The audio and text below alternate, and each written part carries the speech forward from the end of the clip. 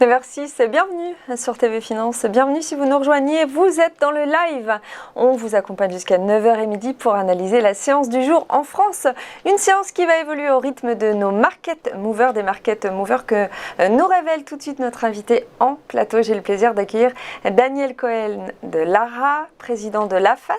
Bonjour Karine. Bonjour Daniel, bonjour merci d'être avec nous. Alors aujourd'hui, vous nous avez donc sélectionné 3 valeurs et on va commencer par la première, c'est bien sûr ce deuxième indice boursier le plus suivi, c'est le Nasdaq 100. Alors est-ce qu'on est sur une vague corrective qui est enfin terminée? On l'a vu, la bourse de New York a terminé en ordre dispersé vendredi. Il y a eu ce soulagement avec Evergrande et la Fed qui a quelque peu rassuré. Est-ce qu'on est sur un rebond technique ou sur une reprise durable?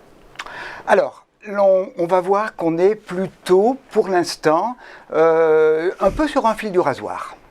Alors, donc le Nasdaq, comme les autres indices, depuis 1 an et demi, tendance haussière importante.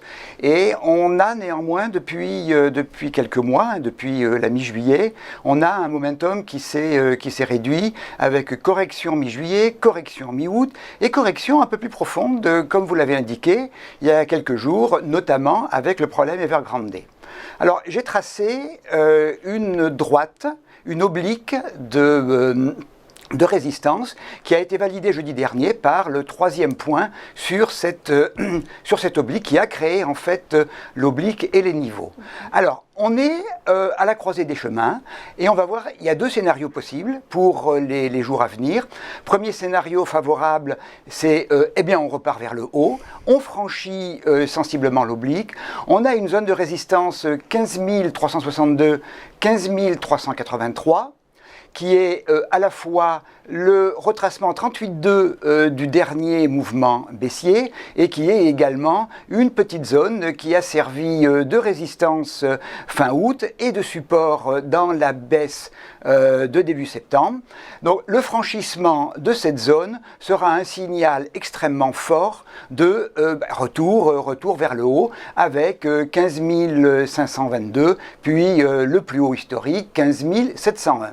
Alors, par contre, si effectivement les acheteurs ne montrent pas qu'ils reprennent fermement la main, on a en dessous une zone de support 15 096, 15 139 qui est le premier niveau.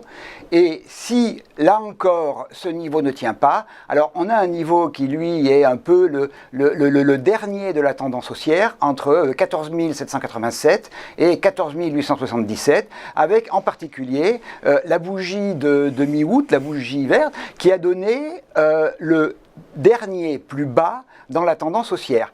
Casser ce niveau, casser 14 780-87, eh bien, invaliderait la tendance haussière et nous ferait passer en tendance neutre.